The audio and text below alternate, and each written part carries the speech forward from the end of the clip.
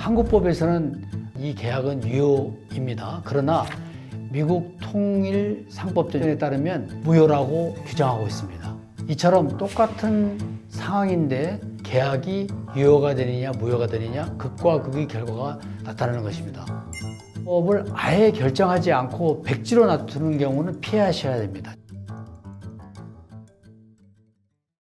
안녕하세요. 저는 해마루 법무법인 오재창 변호사입니다. 오늘은 국제거래에 처음 시작하는 초보자들이 영문계약서 작성할 때 사전에 분쟁을 최대한 예방하고 만일 사후에 분쟁이 발생하더라도 효율적으로 해결할 수 있는 방법에 대해서 Q&A 형식으로 알려드리겠습니다. 저는 미국 뉴욕주 변호사로서 영문계약서 검토 자문은 물론 국제중재인으로 활동하면서 다양한 국제분쟁 사건을 처리해본 경험이 있습니다. 그 경험을 바탕으로 실질적인 조언을 해드리도록 하겠습니다.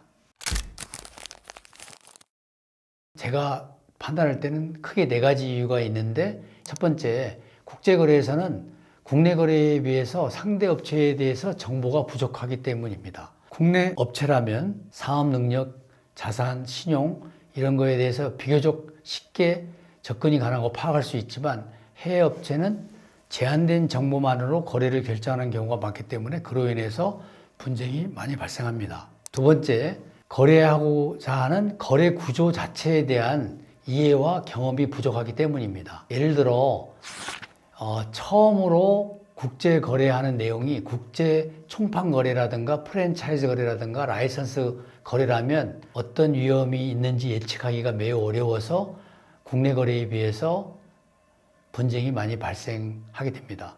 세 번째, 언어 장벽입니다. 아무리 계약서를 많이 이해하고 있는 영어로 작성한다고 하더라도 법률 용어, 계약 용어는 일상적 의미의 영어와 다른 독자적 의미가 있어서 완전히 이해가 어렵습니다. 그렇다 보니 영어나 외국어로 작성된 계약서로 인해서 분쟁이 많이 발생하게 됩니다.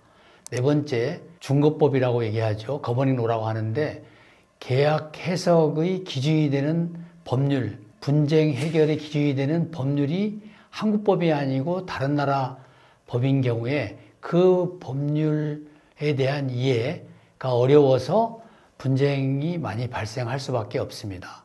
위와 같이 4가지 원인을 말씀드렸는데요.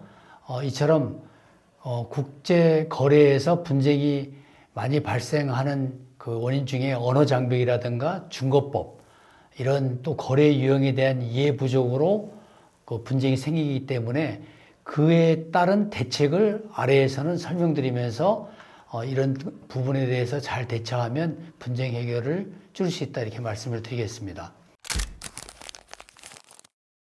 거래 내용 자체를 전문가하고 많이 상의를 해서 공유를 해라 이런 것이 대책이 되겠습니다. 결론적으로 사업주는 국제거래에서 분쟁 해결을 많이 줄이고자 하는 경우에는 해당 거래를 많이 해본 경험자나 그런 관련 법적 자문을 많이 해본 전문가 변호사에게 반드시 상담을 받기를 원합니다. 이럴 때 중요한 점은 단순히 계약서 검토를 맡기는 게 아니라 거래 내용 자체에 대해서 공유하라는 것입니다. 필수 조항은 어떤 계약이건 상관없이 해당 계약 유형별로 포함시켜야 되는 핵심 조항을 말합니다. 먼저 국제 판매적 계약의 경우를 예를 들어보면 품질 보증 조항, 최소 판매량 조항, 독점권 범위, 계약 해지 조건 등이 필수 조건입니다. 두 번째, 국제 지식 재산권 계약이라고 가정하면 필수 조항은 지재권의 권리 범위, 그 사용권 제한 사항, 로열티 계산 방식, 대가 지급 조건 등등 이런 내용이 필수 조건입니다. 문제는 계약이나 또 거래를 처음 해본 초보자 입장에서는 이런 계약의 필수 조건 조항들이 왜 중요한지, 그 조항에 따라서 어떤 법률 효과가 발생하는지 피부로 와닿지 않는다는 점입니다. 그래서 제가 강조드리는 것은 단순한 거래가 아니라면 계약서 체결 전에 반드시 전문가로부터 필수 조항의 의미야 그에 따른 법률 효과에 대해서 설명을 듣고 나서 당사자가 완전히 이해한 뒤에 계약을 작성하고 서명하라는 것입니다. 이런 내용을 이해하지 못한 상태에서 성급하게 계약을 체결하게 되면 나중에 분쟁이 생겼을 때 당연히 본인에게 불리하게 작용될 가능성이 매우 높습니다. 한국 사업주 입장에서는 한국어로 계약서를 작성하는 것이 가장 좋습니다. 만일 사업주가 상대편과 사이에 협상에서 우위에 있거나 또 협상 기술이 좋다고 한다면 상대편에게 한국어로 작성하자고 제안을 해볼 것을 반드시 권유합니다. 한국어인 모국어로 작성된 계약서는 나중에 계약을 완벽히 이해할 수 있을 뿐만 아니라 분쟁이 발생했을 때에도 번역, 통역 등 관련 비용을 획기적으로 줄일 수 있습니다. 그러나 만일 한국어로 계약서 작성하는 것을 상대편과 사이에 관철하기 어렵다고 한다면 사선책으로는 영어와 같은 국제공용어로 계약서를 작성할 것을 제안하길 바랍니다. 이렇게 국제공용어 제안을 통해서 관철하는 것이 상대편 국가의 언어로 작성하는 것보다는 양쪽 당사자 쌍방에게 모두에게 공평합니다. 또 마지막 팁을 하나 더 드리자면 영어나 상대편 언어로 계약서를 작성하기로 했다고 하더라도 추가로 한국어 버전을 병기해서 계약서 정보를 두부로 작성하는 것에 대해서 협상해 보기를 권합니다. 이것만 관철된다고 하더라도 나중에 해석에 관한 분쟁이 생겼을 때 분쟁의 해석 또는 해결 비용, 또 번역 비용 등에서 우리에게 엄청난 비용 절감과 시간 절감의 효과가 있게 됩니다. 최악의 경우 계약서 자체는 영어로 작성하더라도 실제 분쟁이 발생했을 때 중재 합의 단계 혹은 아예 계약서 작성 단계에서부터 분쟁 해결 조항 그 자체에 중재 절차의 언어를 영어가 아닌 한국어 추가하는 것을 합의하는 것도 최악의 경우에 고려할 내용입니다. 중거법, 영어로는 거버닝 로라고 하는데 계약의 조문을 해석하는 기준 또는 분쟁 해결의 기준이 되는 법률입니다. 예를 들어서 중거법이 왜 중요한지에 대해서 설명을 드리겠습니다. 미국 달러로 500달러가 넘는 물품 제품에 대해서 한국 사람과 미국 사람이 거래를 했다고 가정해 봅시다. 한국법에서는 이 계약은 유효입니다. 그러나 미국 통일상법전에 따르면 500달러가 넘는 물품에 관한 거래를 서면, 라이팅으로 하지 않았을 경우에는 무효라고 규정하고 있습니다. 이처럼 똑같은 상황인데 그 상황에 어느 나라 법률을 적용하느냐, 즉 중국법이 어느 나라 법이냐에 따라서 계약이 유효가 되느냐 무효가 되느냐 극과 극의 결과가 나타나는 것입니다. 그래서 계약서 작성할 때 중국법 조항을 어느 나라 법으로 하는지는 정말 신중하게 결정해야 됩니다. 당연하지만 원칙적으로는 한국법을 중국법으로 하는 것이 가장 유리합니다. 우리가 잘 알고 있는 법이기 때문에 긴 말이 필요하지 않을 것 같습니다. 자, 그러나 협상력 차이나 다른 여러 이유로 한국법을 중국법으로 결정하는 것이 어렵다면 차선책으로는 상대 국가의 법보다는 보편적인 나라의 법, 즉 ICC 인코텀스처럼 국제 상관습에 의한 법이나 유엔의 CISG 같은 국제조약 또는 삼국의 법을 중국법으로 반영하는 것이 좋습니다. 한 가지 더 강조드리면 중국법을 아예 결정하지 않고 백지로 놔두는 경우는 피하셔야 됩니다. 중국법이 없는 경우에는 국제사법 원칙에 따라서 결정하게 되는데 그 원칙이 복잡하기 때문에 그에 대해서 알거나 그 적용을 하는 과정이 너무 복잡해서 시간, 비용 면에서 큰 손실을 초래하게 됩니다. 특히 국제 거래로 인해서 분쟁이 발생했을 때 법원 소송보다 중재기관에 의한 상사중재, 중재가 유리한 이유에 대해서 몇 가지 말씀드리겠습니다. 이유는 첫 번째, 단심제가 일반적입니다. 따라서 법원으로 분쟁을 해결했을 때는 몇 년씩 걸리는 경우가 있지만 중재는 단 한 번의 판정으로 끝나기 때문에 시간, 비용을 크게 절약할 수 있습니다. 두 번째, 비용 절감이 획기적입니다. 여러 신급을 거치지 않았기 때문에 각 신급별로 들어야 되는 변호사 비용, 소송 인지대들을 획기적으로 줄일 수 있기 때문에 비용 절감 측면에서 중재가 훨씬 유리합니다. 세 번째, 집행의 용이성입니다. 그 소송을 통해서 판정문을 얻었다고 하더라도 다른 나라에서 집행하는 것은 여러 가지 복잡한 절차를 거치게 되어 있습니다. 이에 반해서 중재 판정을 얻은 경우에 뉴욕 협약에 따라서 150개국 이상에서 집행을 할 수 있기 때문에 판결을 통해서 외국 법원에 가서 집행하는 것보다 훨씬 집행에서 용이하고 비용 절감의 효과가 있습니다.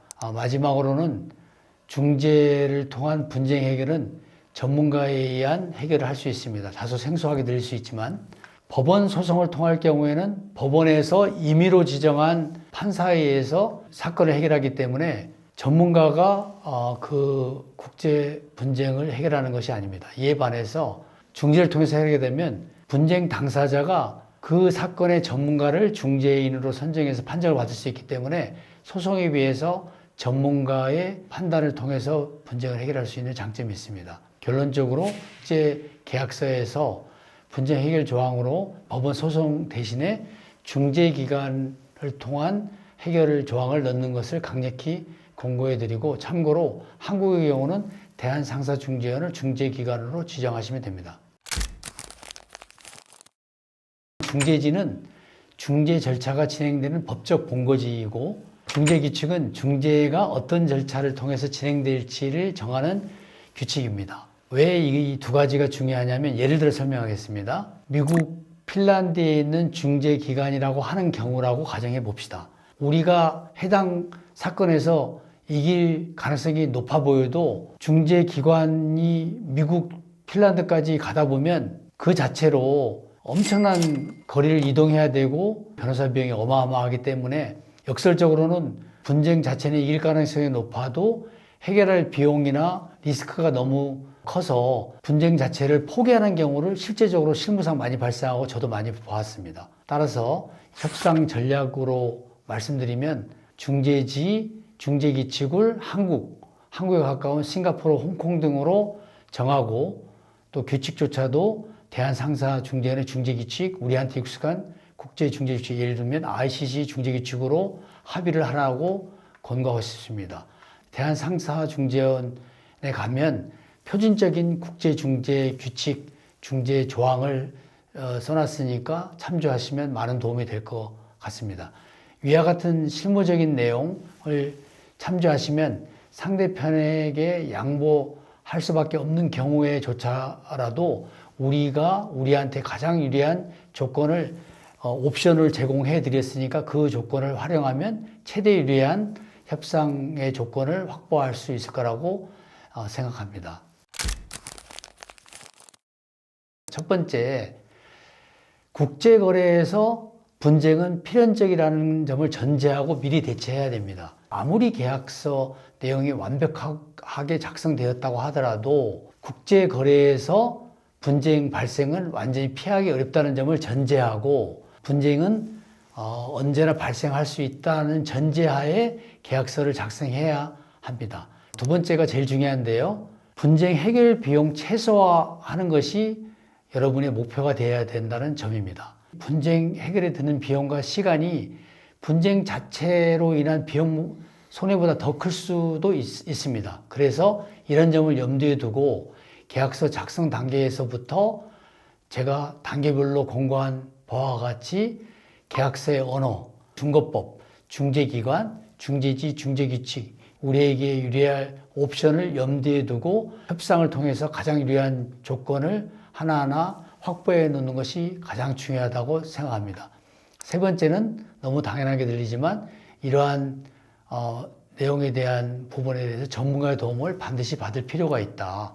특히 초보자가 처음 하는 국제거래라면 거래 유형에서부터 또 거래 유형에 따른 계약서의 구조에까지 이르기까지 처음부터 끝까지 전문가와 상의를 해서 영문계약서를 작성하기를 바라고, 이런 점을 감안할 때 전문가의 도움을 받아서 계약을 체결하고 또 그로 인해서 드는 비용은 나중에 발생하는 분쟁 해결 비용에 비하면 매우 작은 투자라고 말씀드리고 싶습니다.